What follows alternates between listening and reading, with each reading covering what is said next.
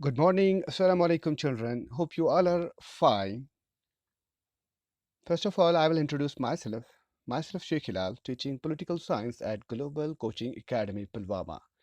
The academy which has produced, trained thousands of students from last 5, 6 years. Dear students, we know that you might have prepared all the questions, but there are some questions which are most important questions. So you need to stress on those questions more. Before coming on to those questions, first of all, we will discuss the paper pattern, which is also important for you so that it will become easy for you to get the proper understanding of the question paper before going for the examination. Their students आपने question paper को देखा होगा, but still we thought it is important that we will give some brief description on the paper pattern. जहाँ तक सवाल है question number first आपका जो होगा, इट विल हैव 15 सब पार्ट्स. इसके पार्ट्स होंगे जैसे A B C D E F G H, और इसको डिवाइड किया गया है डिफरेंट कैटेगरी ऑफ क्वेश्चंस में. जैसे आपके एमसीक्यूज इसमें होंगे, very very short answer type questions होंगे, और very very short answer type question में जैसे आपको एब्रिविएशंस भी मिलेंगी, जैसे आपकी ट्रीटीज़ है, सी टी बी टी है, साल्ट ट्रीटी है. सो इस तरीके के क्वेश्चंस आपसे पूछे जाएंगे, या डिटांट है, और इसमें से ब्लैंक्स भी आएंगी. And each question will carry 1 mark. So this is question number 1. उसके बाद जो है क्वेश्चन नंबर सेकंड आपका जो है, यू विल सी है very short answer type questions, और ये स्टार्ट होगा क्वेश्चन नंबर 2 से लेके क्वेश्चन नंबर 8 तक. इसमें आपको क्या करना होगा, you will need to write not more than 40 words, यानी 40 वर्ड्स तक ही आपको इसमें लिखना है. अगर उससे कम भी आपको सर्टिफिकेशन मिलेगी कि हमने आंसर दिया, then you need not write more.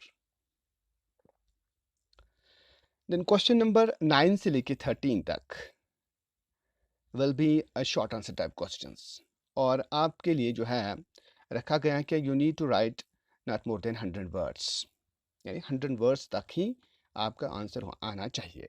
And total you will see that 4 marks questions होंगे, so which will make 20 marks. उसके बाद जो है क्वेश्चन नंबर 14 से लेके क्वेश्चन नंबर 16 तक जो है ये इम्पॉर्टेंट है. ये 3 क्वेश्चंस आपके होंगे, और ये बहुत ही इजी आपके लिए होंगे, क्योंकि अगर आपकी अच्छी अंडरस्टैंडिंग होगी, आपने अपनी बुक्स को अच्छे से देखा होगा, because these 3 questions will come from your books, NCERT books.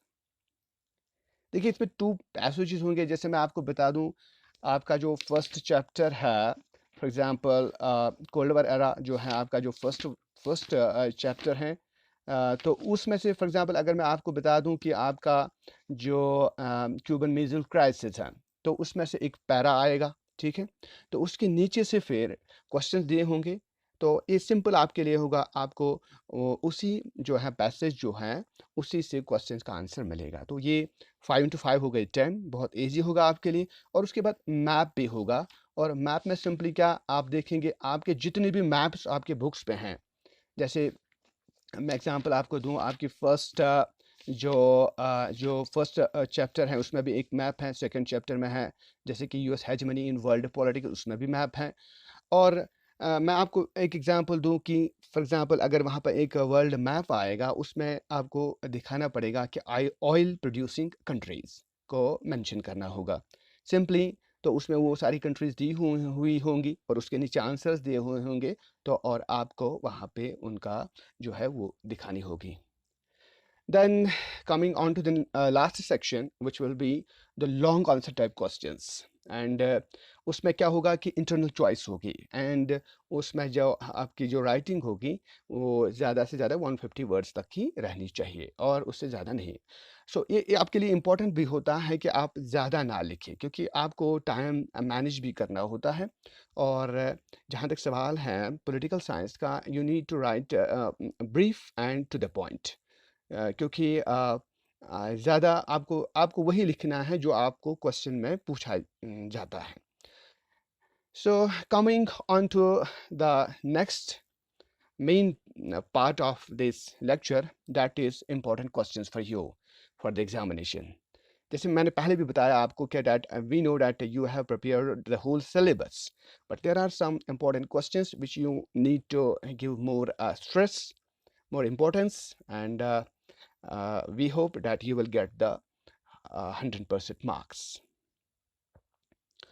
So for question number first one is concerned, जो हमने इसमें रखा है, that is NAM was considered a third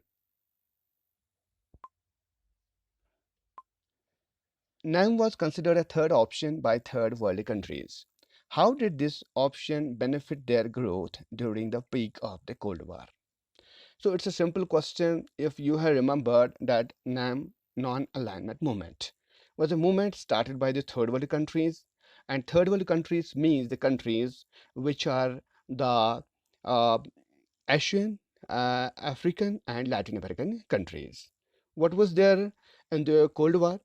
These countries remained aloof from the two power blocks, because you know that world got divided into two blocks, USA and USSR, and these remained aloof from the two power blocks. And it was important for them to remain aloof because they were newly independent countries, and they thought that if we will join either of the bloc, we might lose our independence. So you will write accordingly, and how it benefited, because it benefited the third world countries. They remained independent, their foreign policy was independent, and they took the decisions very easily so far as the world politics is concerned. So सारी चीजें इसमें आएंगी. Then coming on to the next question, Cuban Missile Crisis. Cuban Missile Crisis का जो question है, ये actually क्या है, arenas of cold war. Arenas of cold war में से एक ऐसा एरिया है, because arenas of cold war means those areas where crisis and war occurred or threatened to occur between the two alliances, or between the two superpowers, or between the two power blocks. So Cuban Missile Crisis was one of the area. So how it happened, you know that it's very much important question for you. So you will remember it. So जिसमें क्या हुआ था कि serious crisis हुई थी 1962 में, जिसमें क्या था कि क्यूबा में जो पहले बतिस्तास की military dictatorship, that was up to 1959, फिर वहाँ पे रेवोल्यूशन आया, फिर वहाँ पे फिदल कास्ट्रो ने उसकी जो है लीडरशिप ली, and finally he was succeeded in that. So सबसे बड़ा प्रॉब्लम क्या था अमेरिका के लिए कि उनके रीजन में, उनके कॉन्टिनेंट में, उनके नज़दीक आया था फिडल कास्ट्रो, जो कि एक कम्युनिस्ट लीडर थे. तो उनके लिए यही कंसर्न था कि कम्युनिस्ट लीडर, और उसके साथ साथ जो सोवियत रशिया ने वहाँ पे आके जो है मिसाइल सेटअप किए, और फिर अमेरिका ने उसका कंसर्न लिया, और फिर उसके बाद जो है आपस में राइवलरी स्टार्ट हो गई. इतनी राइवलरी स्टार्ट हो गई कि लगा कि आप जो है they will start nuclear war. So उसमें फिर क्या हुआ कि एट द एंड जब वो ज़्यादा नज़दीक आ गए वॉर के, because it was the point where the Cold War might have turned it into the hot war, but reason prevailed, जिसमें फिर क्या जो है निकी खुर्शू ने बहुत अच्छा डिसीजन लिया कि जॉन एफ कैनेडी जो अमेरिकन प्रेसिडेंट उस टाइम थे, उसके साथ बातचीत की, और फाइनली इट वाज सेटल्ड. और उसके बाद फिर हम देखते हैं कि डिटाट भी उन्होंने शुरू किया, एक ईजिंग ऑफ टेंशंस जो हैं वो उन्होंने फिर साइन किया, और हम देखते हैं कि इसको अवॉइड किया गया था. Then coming on to the next question, that is question number 3. What was shock therapy? ये जो है, ये वाला जो क्वेश्चन है इंपॉर्टेंट क्वेश्चन है, और शॉक थेरेपी का आप ऐसे भी देख सकते हैं कि shock, it was a shock therapy for whom? For all those countries who were newly independent countries, who became independent from Soviet Union. That means that it was these countries were with the Soviet Union, 15 countries. Those were called the Soviet republics, and they got independence immediately after the disintegration of the Soviet Russia. And उनको ये therapy दी गई थी, because उनका economic, socio economic, political system सारा जो है वो पूरी तरीके से ख़त्म हो चुका था और फिर उनको ये थेरेपी देनी थी। जो है एक इलाज जिसको हम बोलते हैं। तो वो क्या था कि उनको एड दिया जाए, इकोनॉमिक एड दिया जाए, उनको जो है मार्केट्स में जो है उनके लिए ओपन रखे जाए, वहाँ पे इन्वेस्टमेंट की जाए, उनकी डेवलपमेंट हो जाए। सो यही शॉक थेरेपी का मेन रीज़न था उन्हीं कंट्रीज़ के लिए जो पहले क्या थी कम्युनिस्ट्स। लेकिन उनके लिए कंडीशंस क्या रखी गई कि you need to change the whole communist system, socio economic political system जो कम्युनिज्म में है उसको आपको चेंज करना होगा। सो ये था शॉक थेरेपी का। उसके बाद क्वेश्चन नंबर 4 जो है, what were the factors that forced Gorbachev to initiate the reforms in the USSR. जैसे कि आप जानते हैं 1985 में जो प्रीमियर सोवियत यूनियन का था वो चेंज हो गया, बिकॉज उससे पहले जो आए थे उन्होंने जो भी रिफॉर्म्स की थी, जैसे स्टालिन आया था, यानी लेनिन के बाद स्टालिन आया था, फिर उसके बाद निकिता खुर्शियोव, फिर हो गया ब्रेजनेव आ गए। तो उन्होंने जितने भी रिफॉर्म्स की थी उनकी वजह से कोई चेंज नहीं आई थी। And privatisation was completely band.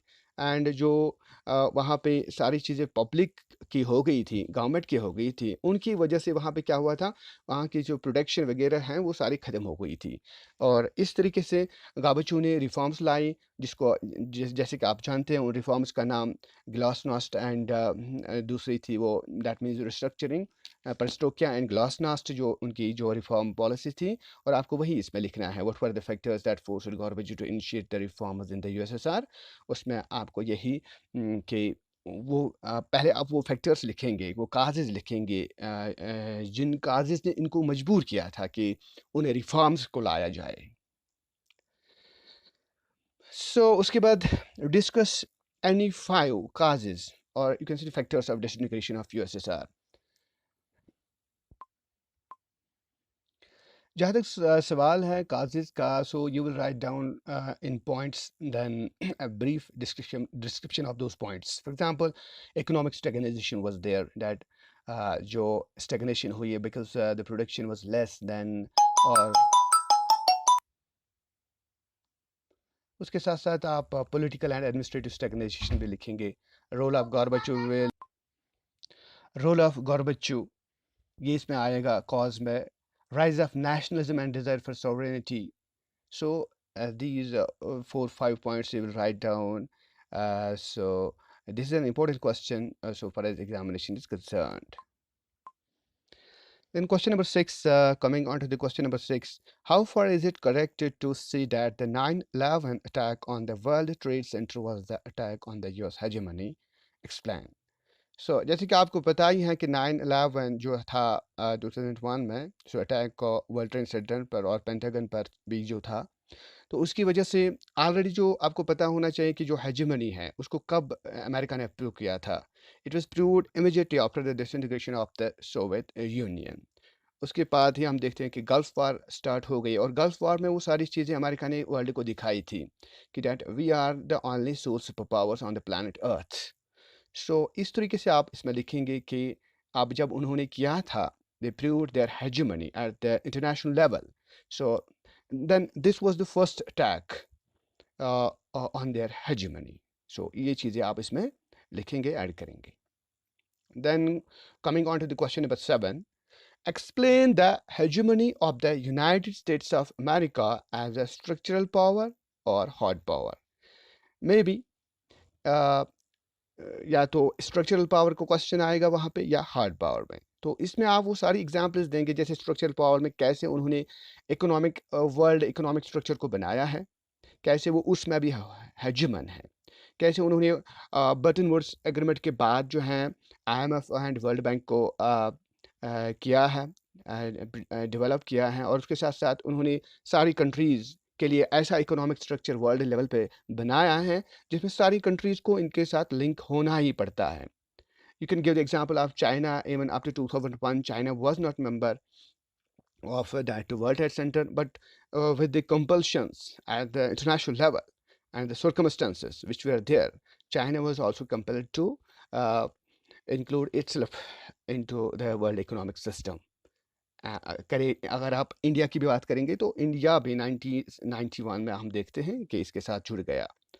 Hard power, you know that how it has shown hegemony as a hard power. तो अमेरिका ने दिखाया कि कैसे उसने इराक में इन्वेड करके 2003 में, और फिर अफगानिस्तान इन्वेड करके, या उससे पहले वाले जो वार्स हैं, तो एज अ हार्ड पावर उसने शो किया that we are super power. Hegemony means supreme super power,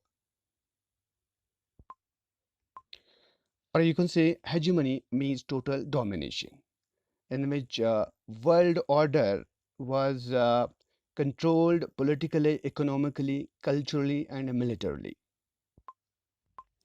Coming on to the question number 8, what makes the European Union a highly influential regional organization?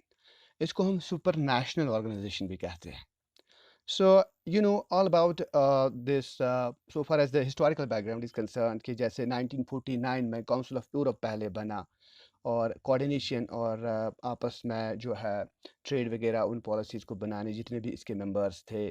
उसके बाद 6 countries जो है western Europe में, जैसे Italy, France, Belgium, Holland, West Germany, Luxembourg, उन्होंने एक treaty sign की जिसको ट्रीटी ऑफ पेरिस कहते हैं, और उन्होंने उसमें European coal and steel community भी बनाई.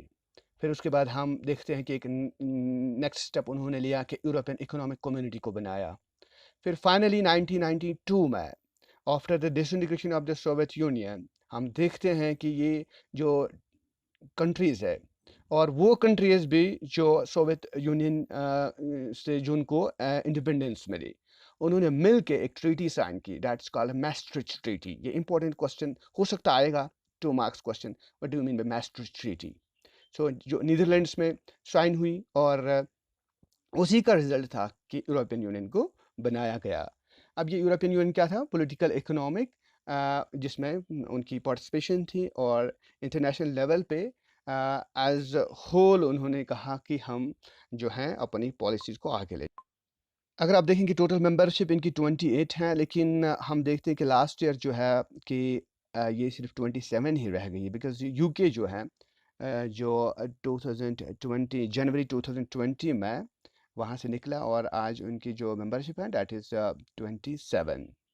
सो उसका जो इन्फ्लुएंस है, जहाँ तक इन्फ्लुएंस का सवाल है, सो आज जो वर्ल्ड में जो है जो बिगेस्ट इकोनॉमी है, उनका जीडीपी जो है that is more than 12 trillion इन 2005 की बात जब करते हैं, आपके बुक्स जो हमने डाटा लिया है, उनका इकोनॉमिक एंड पॉलिटिकल इन्फ्लुएंस बहुत ज़्यादा है. जैसे आप देखिए पॉलिटिकल इन्फ्लुएंस जो है यूनाइटेड नेशंस में सिक्योरिटी काउंसिल में, अगर आप देखेंगे तो उनकी जो है फ्रांस है, यूके हैं.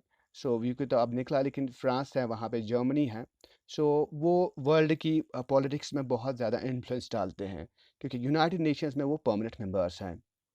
जहाँ तक सवाल है मिलिट्री इन्फ्लुएंस इनका, तो कंबाइंड आर्म्ड फोर्सेस इनकी जो है that is the second largest world after US. So this is how the European Union has influenced the regional, highly influenced the world politics. Question number 9 जो है, what is ASEAN and what are its objectives? ये last year भी आया था, और इस साल भी ये important है. ASEAN का simple meaning जो है that is Association of Southeast Asian Nations, और उसके objectives जो है ये किस लिए बनाया गया था? So to accelerate economic growth of the member countries. क्योंकि ये मेंबर जो थे ना, ये नाम के भी जो है नॉन अलाइनमेंट मूवमेंट के साथ भी थे, लेकिन जब हम देखते हैं कि नॉन अलाइनमेंट मूवमेंट में उतनी प्रोग्रेस नहीं की आफ्टर 1972, उनकी वो डिमांड्स वगैरह नहीं मानी गई थी. उसके बाद आसियान ने अपना ग्रुप खोला, और उन्होंने अपने ऑब्जेक्टिव्स जैसे इसमें ये रखे, to promote social and cultural development, to accelerate economic growth, to safeguard the political and economic stability of the region, to promote and strengthen collective self-reliance among the countries of South Asia. So सारी चीज़ें आपकी जो book पे हैं, लेकिन ये important question होगा आपके लिए. So children, coming on to the question number 10, what is meant by SAARC? How can peace and cooperation be enhanced through it? You know that SAARC means South Asian Association for Regional Cooperation.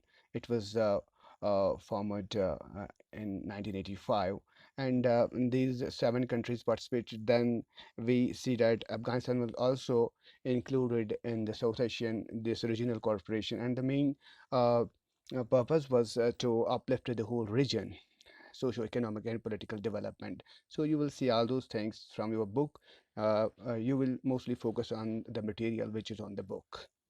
Coming on to the question number 11, discuss the various factors causes responsible for the ethnic conflict in Sri Lanka. It's very much important question. So far as the Sri Lanka is concerned, we were having those majority Sri Lankan group that we call Sinhala and Tamils. So their belief was that Tamils should not be given concessions because Sri Lanka belongs to Sinhala people. ये किनका था? Sinhala people का. On the other side, तो श्रीलंका तामिल्स की भी problem ये थी कि अब उनको राइट्स नहीं मिल रहे थे और फिर 1958 में उन्होंने एक्ट पास किया कि जिसमें जो सिन्हाला लैंग्वेज को ही नेशनल लैंग्वेज रखा गया। फाइनली इसके रिजल्ट्स ये थे कि ये हमें पता है कि डेमोक्रेसी में अगर आप पावर को अच्छे से शेयर नहीं करते हैं देन उसके जो रिपरकशंस होते हैं, उसके जो रिजल्ट्स होते हैं वो बहुत ही हॉरेबल होते हैं। और इस तरीके से फिर हम देखते हैं कि जो तामिल्स थे उन्होंने भी अपना एक ग्रुप निकाला और उन्होंने एलटीटीई को भी हम देखते हैं एक मिलिटेंट ऑर्गेनाइजेशन को बनाया जिसका मतलब है liberation tigers of Tamil Eelam. So उन्होंने फिर कहा कि हमें दे वर डिमांडिंग तामिल एलम, सो एक सेपरेट कंट्री उनको चाहिए थी जिसकी वजह से वहाँ पे बहुत ज़्यादा खून खराबा हुआ। फाइनली हम देखते हैं कि फिर नाइनटीन 2009 में उसको एंड किया। एक बहुत बड़ी वार हो गई जिसमें फिर उनके जो लीडर थे तामिल्स के, प्रभाकरण को मार दिया गया। लेकिन उसके बाद उन्होंने फिर क्या किया, उन्होंने जो है पावर शेयरिंग की और उन तामिल्स को भी एक स्पेस मिली और जिसकी वजह से आज हम देखते हैं कि मोस्ट ऑफ द श्रीलंकन जो एरियाज़ हैं, पार्ट्स हैं, वो पीस है, वहाँ पे वो स्क्वायर हैं और जो माइनॉरिटी हैं उनको भी जो है एक space, political space, economic space दी गई। सो उसके बाद आ जाते हैं हम कि नेक्स्ट क्वेश्चन पे, question number 12, list some challenge to democracy in Nepal. Nepal के भी बारे में आप जानते हैं। वहाँ पे लोगों की स्ट्रगल के बाद जो है वहाँ पे कॉन्स्टिट्यूशन मोनार्की रखी गई। उसके बाद जो है वहाँ पे आए ये कॉन्स्टिट्यूशन मोनार्की के बाद 1919 के बाद 2006 में जो है किंग ने उसको उस सारे पावर्स खुद लिए। फिर 2006 के बाद फिर लोगों ने एक वहाँ पे मूवमेंट चलाए और 2015 के बाद हम देखते हैं कि एक नेपाल जो है एक डेमोक्रेसी बनी। लेकिन उसके चैलेंजेस वही थे, मोनार्की, और उसमें वो सारे प्रॉब्लम्स आप देखेंगे। Question number 13, which is an important question. As a citizen of India, how would you support India's candidature for the permanent membership of the Security Council? Justify your proposal.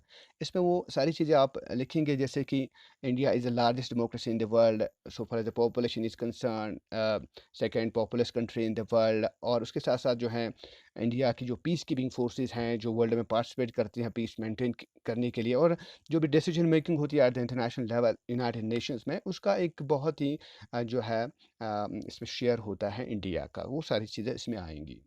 सो उसके बाद जो है question number 14, critically evaluate the difficulties involve in implementing the suggested reforms to reconstruct the UN. So कि इसमें आप difficulties देखिए कि जो है यूनाइटेड नेशंस को रिफॉर्म करने के लिए बहुत बार ऐसा हुआ था। ग्रुप 4 भी बनाया गया था कि जो परमानेंट मेंबरशिप है यूनाइटेड नेशंस की, इसमें जो है इंडिया, साउथ अफ्रीका या जर्मनी प्लस जापान को भी एक जगह दी जाएगी ताकि ज़्यादा डेमोक्रेटिक बन जाए। लेकिन उसमें क्या है कि बहुत हर्डल्स डेवलप हो जाती हैं उन परमानेंट मेंबर्स की तरफ से, और वो सारी चीज़ें उसमें आप देखेंगे and you will write down accordingly a brief description all those उन सारी इवेंट्स की। क्वेश्चन नंबर 15 पे आ जाते हैं। What is balance of power, how could a state achieve this. Balance of power का सिंपल मीनिंग है कि कैसे एक रीजन में पावर को बैलेंस किया जाएगा। अगर आप पावर की बात करते हैं,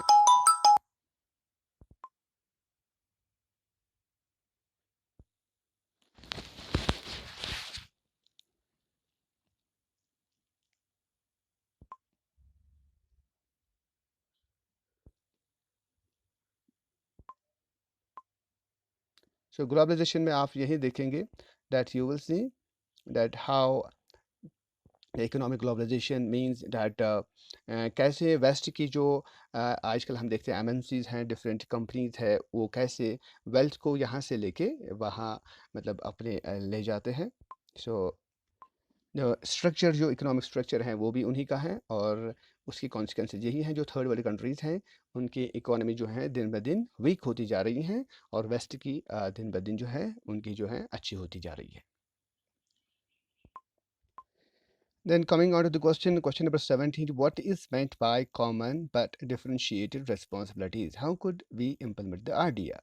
So इसमें यही बताया गया था कि जो कॉमन है सबके लिए, एनवायरनमेंट कॉमन है, इसको अच्छे रखना जो है सबके लिए कॉमन है, बट डिफरेंशिएटेड रिस्पॉन्सिबिलिटीज़ का मतलब ये है कि इसमें ये बताया गया कि जो एनवायरनमेंट को जो प्रॉब्लम्स क्रिएट की गई है वो वेस्ट की तरफ से की गई हैं। So the more was caused by the western countries, so they are responsible, they should be given more responsibilities to protect to make it feasible for the humans जो इन्वायरमेंट है, तो इसलिए उनके लिए डिफरेंट उनके लिए जो है रिस्पॉन्सिबिलिटी ज़्यादा थी। So that's what we call common but differentiated responsibilities.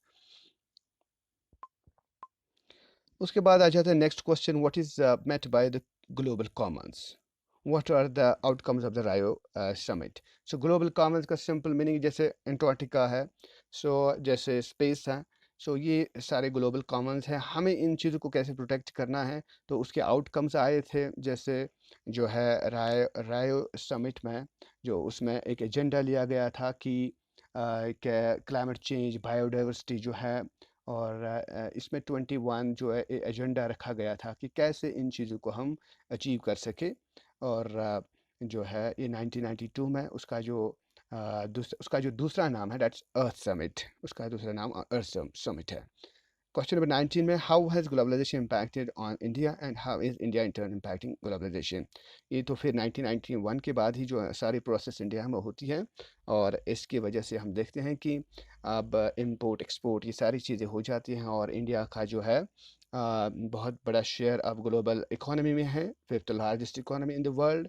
और उसके साथ साथ जो कल्चरल जो माइग्रेशन वगैरह की वजह से, उसकी वजह से भी बहुत इन्फ्लुएंस इंडिया की वजह से भी है।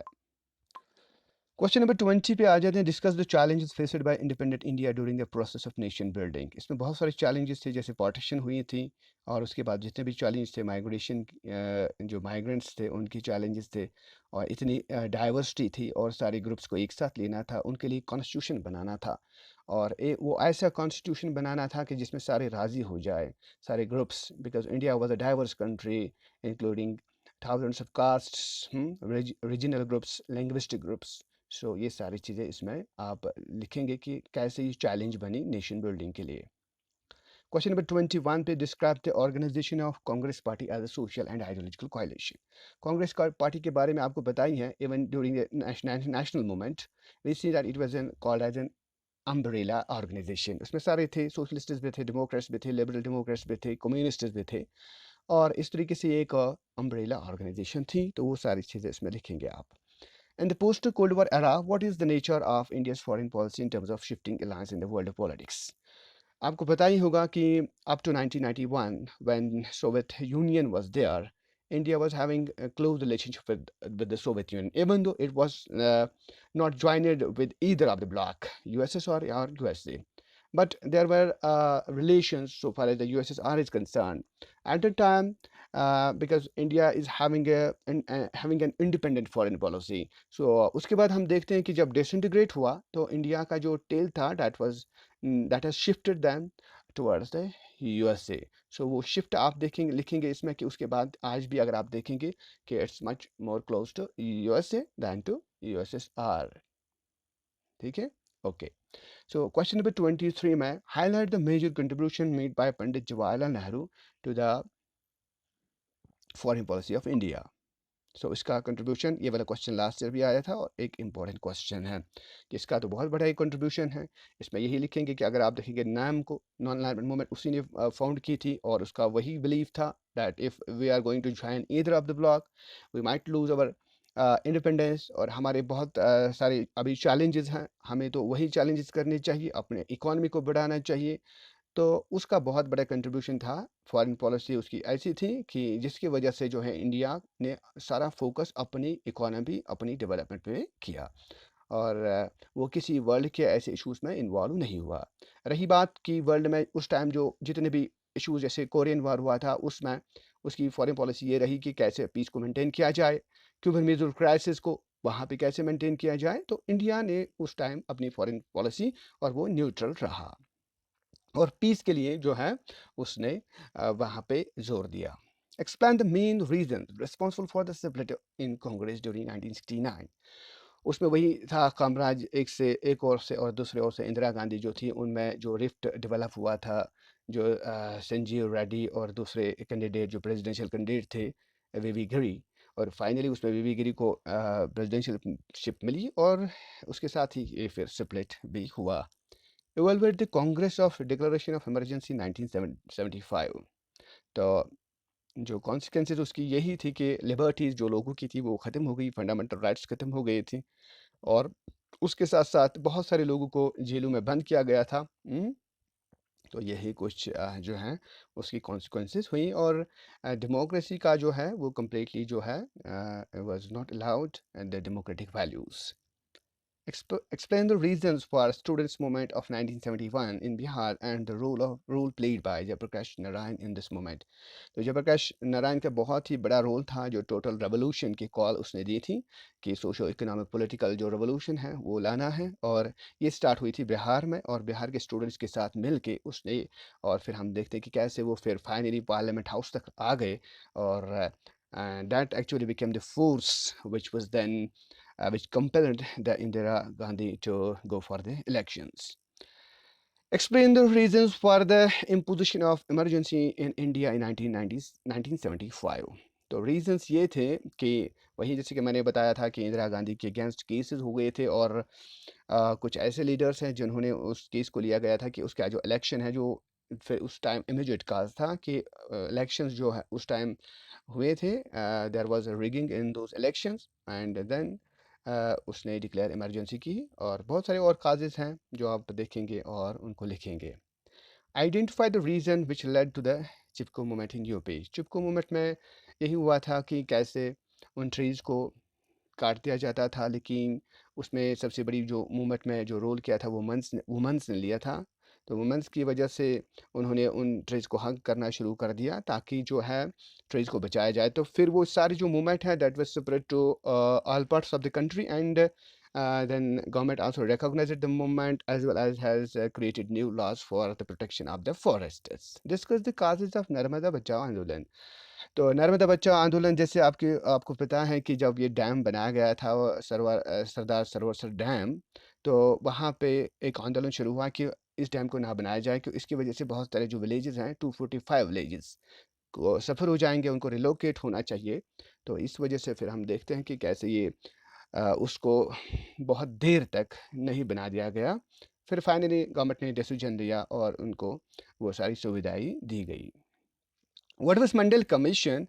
Whatever it is recommendations for the reservation of OBCs। तो उसकी recommendations 1980 में ही आ गई थी, लेकिन फिर उसके बाद 1990 में हम देखते हैं कि कैसे उसको implement किया गया, and in which 27% reservation was given to the OBC other backward classes, जिसमें SC ST थी। और इस तरीके से हम देखते हैं कि मंडल कमीशन की जो रिकमेंडेशंस हैं, जो बीपी मंडल इसके चेयरमैन थे, और फिर उसको इम्प्लीमेंट किया गया।